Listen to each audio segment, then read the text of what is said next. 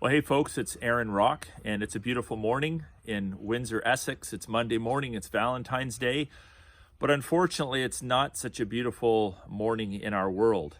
Yesterday, the state pulled out of its toolbox its biggest hammer, the criminal code, law enforcement, and crushed the protest in Windsor.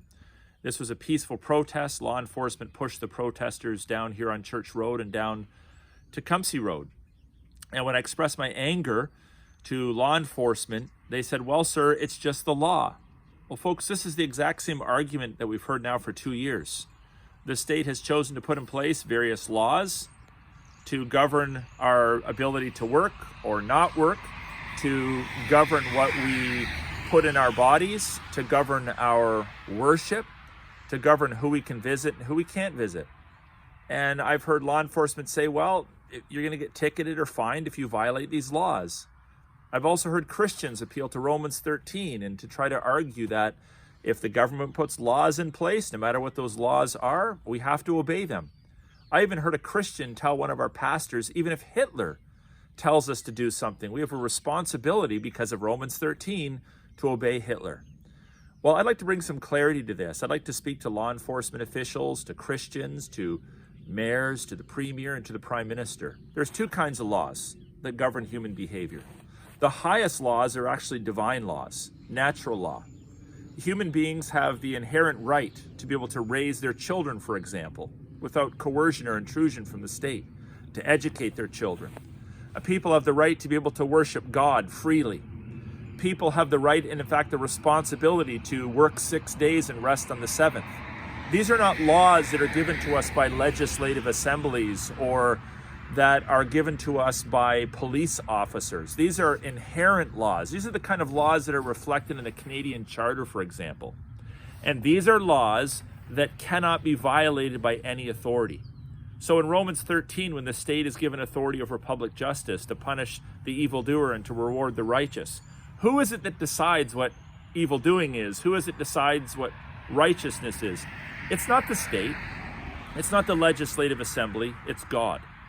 And then we also have a second kind of law, and that's legislative laws, civil laws, sometimes the kind of laws that we would put in place to, for example, govern the speed at which people could drive up and down the road I'm standing beside.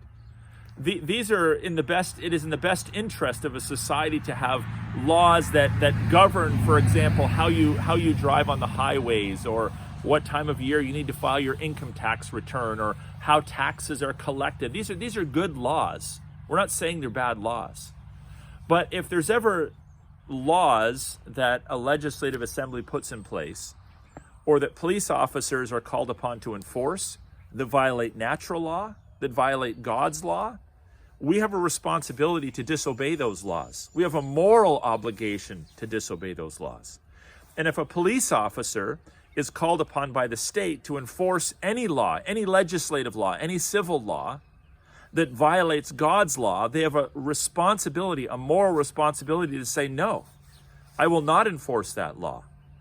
And this is what we're fighting against. This is what we've been fighting against for 2 years now, folks. Many of the laws that the state has subjected the citizenry to are, in fact, immoral laws, because they violate God's laws, they violate natural laws, they violate the inherent laws that have been granted to us, not by any state, but by God.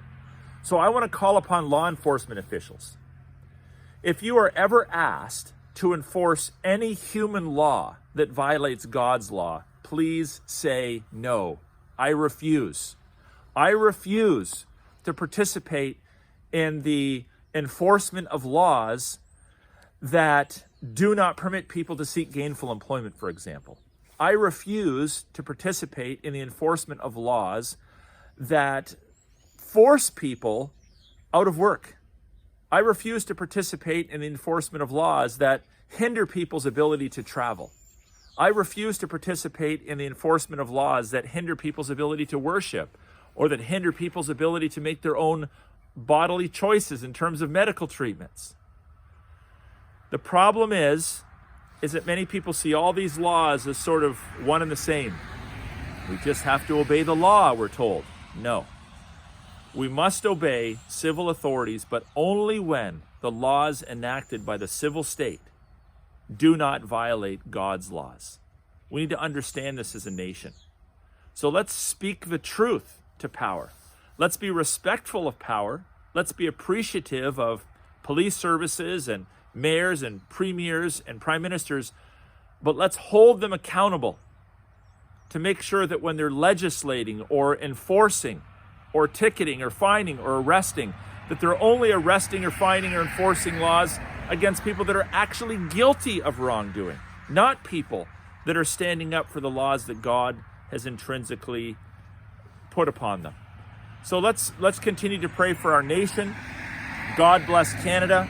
We're looking to see reform in our nation, and we trust that together we can be part of that as we understand the difference between legislative laws and the divine laws which govern all of our behavior under God.